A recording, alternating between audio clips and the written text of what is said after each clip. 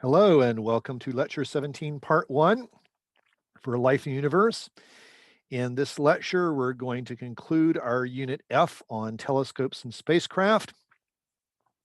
But before we do anything else, we have some bookkeeping. So right before I sent you the email with the links for this lecture, for the videos, I sent you an email about a change in how we're going to be doing the attendance credit for the attendance part of your grade for this course. I think the attendance secret codes have been a lot of fun, but they're not really working. At least they're not working in terms of ensuring that you are actually watching and paying attention to the videos, because I know that a fair many of you are not paying attention to the videos. So beginning with this lecture, instead of emailing me the attendance codes, each video, not each lecture, but each video will have a short quiz on Plato. And to get the attendance credit, you need to go take that quiz on Plato. And you no longer need to email me the codes. In fact, I don't want you emailing me any codes after the previous lecture 16. All right, so as the first video of this lecture, we've got an alien to tell you about. This is from a pretty bad mid-50s science fiction movie called This Island Earth. Even though the music, even though the movie's bad, I like the alien design. This was one of the better designs of alien in a suit or actor in a suit for of the time.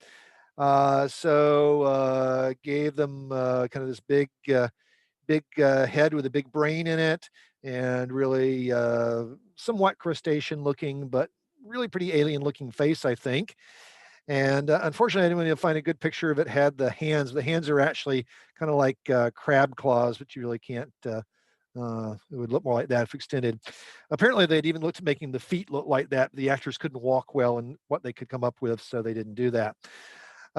Anyway, kind of an amusing movie if you're in a mood for a bad movie, but not and has kind of cool looking aliens, but not one of the great masterpieces of cinema. Anyway, I'll have a link in the description for some music from the soundtrack if you want to go take a look at it or listen at it. All right, so what we have left to do in this unit, or a couple of things, is one is look at astronomy observations at non-visible wavelengths, which we will carefully look at radio and infrared astronomy, radio in this video. And then we're going to conclude in the last video of this lecture by taking a little bit of a look at the spacecraft history, or history of spacecraft exploration of the solar system. Maybe we should justify to ourselves why it is we should observe at wavelengths besides visible light. After all, visible light's good enough for our eyes. Why isn't it good enough for everything? Well, hopefully this slide will convince you. These are images at the same scale of the same part of the sky around the constellation Orion. The one on the left is invisible light, and it's pretty close to what you would see, with the exception of the lines connecting some of the stars to see the pattern. That's pretty close to what you'd see if you had a fairly dark sight. Maybe the only thing is the Orion Nebula, which is right there, is visible to the unaided eye, but it doesn't look like stand out quite as much as it does in this picture. So anyway, that's invisible light. And on the right, we have an infrared image, and you see it looks way different. Notice first off that some stars like Betelgeuse, which are quite bright in visible light, are also quite bright in the infrared. But other bright stars in visible light, like Rigel hardly shows up in the infrared. And then you've got all this stuff through here, which is, by the way, it's thermal emission from relatively cool interstellar dust. You notice you just don't see it in visible light. So the point is, if you only look in one part of the spectrum, you're going to miss a lot. And to see as much as there is to see, if you really want to study things, you've got to observe in as many parts of the spectrum as you can. All right, so up at the top here, we have a representation of the electromagnetic spectrum. with wavelength increasing as usual on a logarithmic scale from left to right, approximate regions of some parts of the spectrum labeled by name. And then below that, we have an indication of how transparent or opaque the atmosphere is at that particular wavelength range. So this would be clear. This would be, so if everything is white, it's clear. If everything's gray, it's opaque. And then you've got some patchy regions. So in visible light, things are pretty transparent. And in a good bit of the radio, including this kind of microwave region, it's pretty transparent. In the infrared, at least for part of the infrared, it's patchy. This part pretty much opaque, a little bit patchy through there, but kind of not horrible, but okay there. Long wavelength radio, we run into some problem. And the main thing is, though, all the short wavelength stuff, the atmosphere is opaque. So this means you can do visible light observations easily from the ground. You can do a lot of radio observations easily from the ground. Infrared, you can do some from the ground, but it's challenging. And in the short wavelength end, which we're not going to talk about more than right now, you pretty much have to be above the atmosphere. Maybe you can do a little bit on high altitude balloons. But the thing is, even though X-rays will go through a couple of meters of air, so you can get your medical X-ray, X-rays will not go through several kilometers of air, which is what you need to detect astronomical X-rays from the surface of the Earth. Incidentally, just so you're aware of the terminology, visible light astronomy is often called optical astronomy as well. So if I say optical observations, I'm in this context, I'm referring to in the visible part of the spectrum. All right, so what we're going to do for the rest of this video is take a look at radio astronomy. And the reason for doing radio first is that we can do it from the ground like we can do visible light. And well, let's see. It was also, because it can be done from the ground, radio astronomy really developed earlier than any of the other non-optical branches of observation. And in this course, the reason we're going to take a look at radio astronomy is it turns out that radio astronomy potentially has a lot to do with how we might ever discover extraterrestrial life, because communication across interstellar distances by radio waves is something we have the technology to do, as well as the technology to pick up possible radio waves produced by distant civilizations. Now, if you're trying to decide to locate an optical observatory, visible light, you typically want to put it somewhere where you have a good dark sky, so away from visible pollution from visible light, from city lights and so forth. And also, you would be concerned about nighttime weather, because in visible part of the spectrum, unless you're observing the sun, you pretty much need to work at night. Well, it turns out in the radio part of the spectrum, the sun is quite faint. It's not even the brightest thing in the sky in radio waves. So radio astronomers can work just fine in daylight. Kind of annoying if you're somebody like me who works mostly in visible light. Actually, they can work when it's cloudy too, which is also annoying because radio waves will go through the clouds, so they get a lot more observing time. But the Earth is not a faint radio source. In fact, looking from outside the solar system, the Earth is the brightest thing in the radio part of the spectrum. And it's entirely our fault because of the artificial radio waves we produce for communications and radar and so forth. So that's related to what I said about possibly detecting extraterrestrial civilizations in the radio. But this means you need to put your radio observatories somewhere to avoid artificially produced radio waves. And given the population density in the eastern United States, you might think that there's no good place for a major radio observatory in the US. but there is one. It's in Green Bank, West Virginia, which is admittedly as close to the middle of nowhere as you can get east of the Mississippi, I think. And I've been there, which is why I think that. Anyway, this is one of the telescopes there. I think this one has been decommissioned. There are others, but I thought this would be a good one just to show you. Um, First off, Green Bank is in a valley. It's surrounded by mountains on all sides, which do a good job of shielding radio transmissions. Plus, it's in a region known as the National Radio Quiet Zone, where by federal law, there's restrictions on radio broadcast in that area. And I visited there in 1986. And while I was there, tried to watch TV in the observatory lounge, as TV just with a rabbit ear antennae. Didn't have cable or satellite. They might now, but anyway, the reception was absolutely awful, which is exactly what you want somewhere where you have a radio observatory. Um, Also, interestingly, you're not allowed to drive a gasoline-powered vehicle on the observatory grounds, except for 2 narrow windows of time each day when no observing is done, but you can drive a diesel. And that's because of the difference between diesel and gasoline engines. Um, Diesel and gas engines both heat the fuel by compressing them with a piston in the cylinders. And the idea is heat it up to where it ignites and then get the energy out of the fuel. With um, diesel engines sometimes have little thermal plugs to increase the temperature a bit, but they don't have what gasoline engines have, which is a spark plug, which uses an electric spark to help ignite the fuel. And the thing is, every time a spark plug fires, it produces a little burst of radio waves.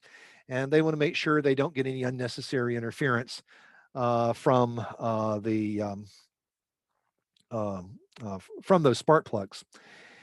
Anyway, it's a reflector, as are all radio telescopes that I know of. You may notice it has some resemblance to a satellite dish, and that's because satellite dishes are radio telescopes. With a satellite dish, though, you're pointing it at an artificial source of radio waves in the sky, namely a communication satellite, whereas astronomers are using theirs to typically look at natural sources of radio waves in the sky. Now, as a reflector, if you're using it prime focus, the radio waves would come in, reflect off the dish to a prime focus receiver, which would be mounted there. Some radio telescopes, I think this was one of them, could also be used at Cassegrain focus. So I have a secondary reflector to send the radio waves to a receiver back there. For a radio telescope, this is a fairly modest sized telescope. It is 140 feet in diameter. You can see the people down here in the lower left for some scale. 140 feet is about 40 meters. So this is about the same size, built in the 1960s, I think this telescope was, as the under construction ELT, which will be the largest optical telescope ever built by a good bit when completed.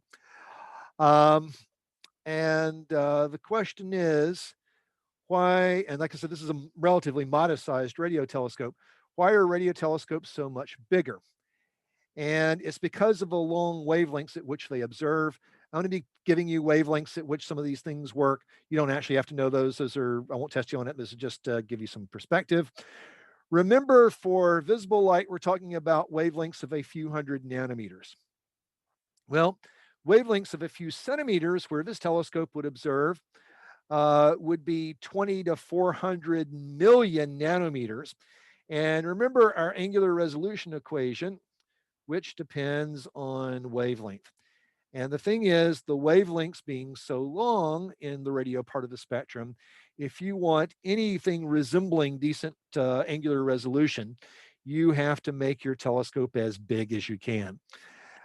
Fortunately, the reflecting surfaces only have to be smooth at the scale of the wavelength at which you're measuring, which is why we were able to build radio telescopes this big and bigger back in the 60s, whereas because being smooth at a scale of a centimeter and something that big is a lot easier than being scale at smooth at a scale of 100 nanometers. We're just now getting to where we can make optical mirrors as big as this radio mirror, but optical mirrors have to be a lot smoother. Incidentally, this telescope the angular resolution of it is not as good at the wavelengths at which it observes as the unaided human eye is without a telescope is in visible light. So this telescope would see the sky fuzzier than you do. Until a few years ago, this was the largest single dish radio telescope in the world in Arecibo, Puerto Rico. It is 305 meters in diameter. That is 1,000 feet. You can get an idea of the scale from the road coming by it and the building and small parking lot in the foreground there. The dish is actually supported partially by the surrounding hills, and the dish does not move. But the rotation of the Earth changes which way it rotates, which way it points in the sky. As the Earth rotates, it carries the telescope with it. And by moving the receivers around at prime focus, you can look at some distance directions other than straight up. I think it's within about 20 degrees of the zenith is what you can see.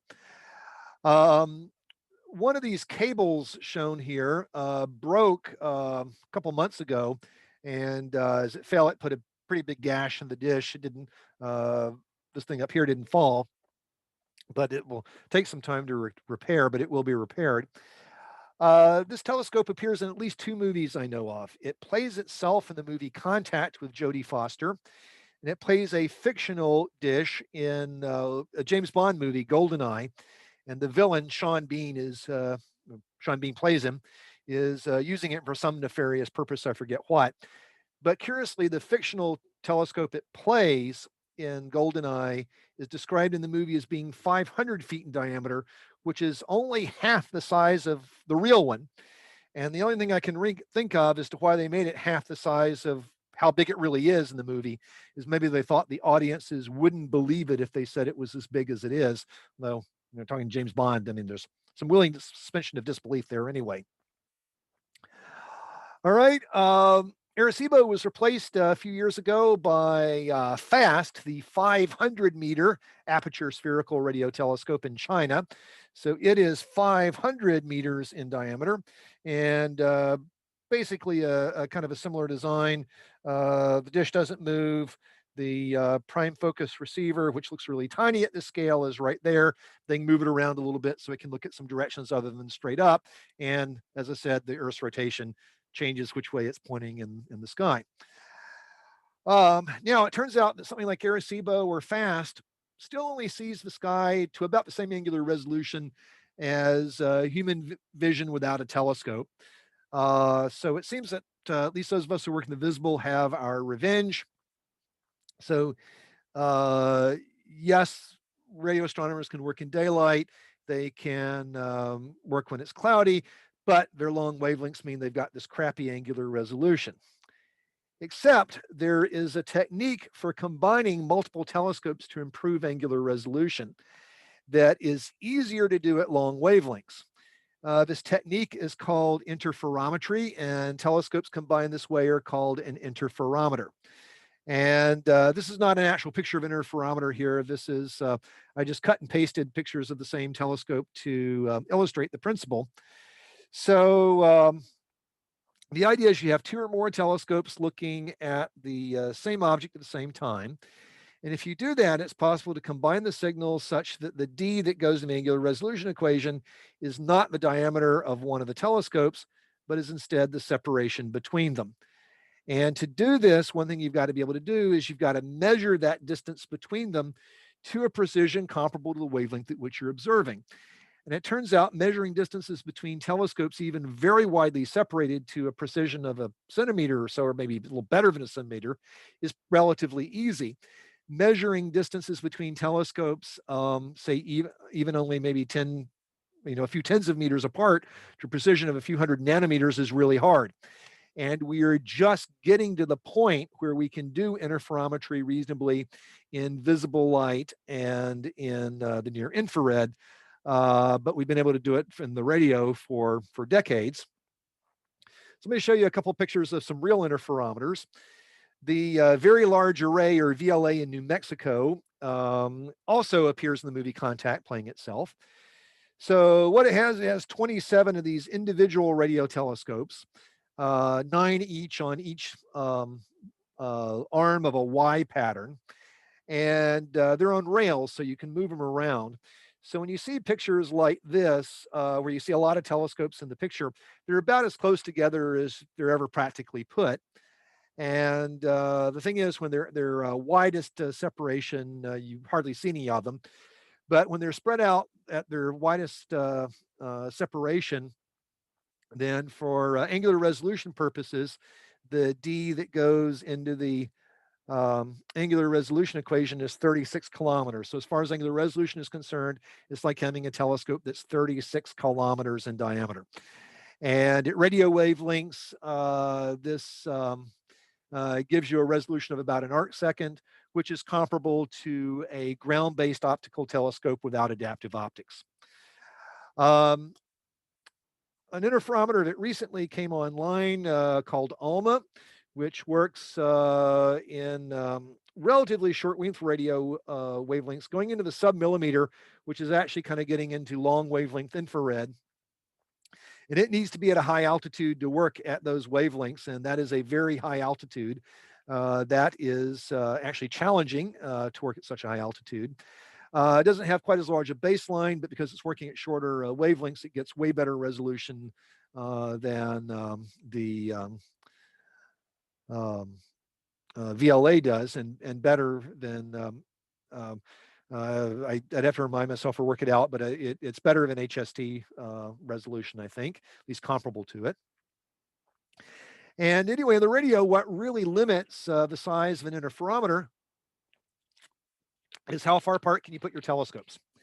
And that's limited mostly by the size of the Earth, but occasionally a small one has been put into orbit to get a couple extra 100 kilometers. But when you've got an interferometer with a baseline of several thousand kilometers, even at these long wavelengths, it defeats by a lot what the Hubble Space Telescope does in the optical above the atmosphere. So for this very long baseline interferometry, sometimes micro arc second resolutions are talked about. However, like I said, we're getting to the point where we can do this in the optical, still kind of in the early stages of optical interferometry, but in the next few decades, I think we're really going to see, I think, optical interferometry becoming more and more common. All right. Anyway, that's the end of this video. Remember, do not email me the attendance secret code starting with this lecture. Instead, go on Plato and take the attendance quiz. But because it's fun, one of the questions on the quiz will be about the code. So I'm going to stay doing the codes for fun, unless I really get pressed for time. But there'll be other questions about the video that aren't from the code, but maybe the more important stuff. But our attendance secret code here is Isaac Asimov, one of the most prolific authors of the 20th century. He wrote science fiction, popular science stuff. He wrote mysteries. He wrote books on history, literature, the Bible, humor, you named it. He probably wrote something. Depending exactly on how you count his books, anyway, he either wrote or edited hundreds of books in his lifetime, as well as having perhaps the most spectacular sideburns of any famous person after the 19th century. All right, so old Isaac here can be our code for fun. But like I said, there's more to the quiz than that. So go on Plato and take that quiz. Anyway, next video will be about infrared astronomy. And I'm going to go record that after Zoom converts this video into the format I need it.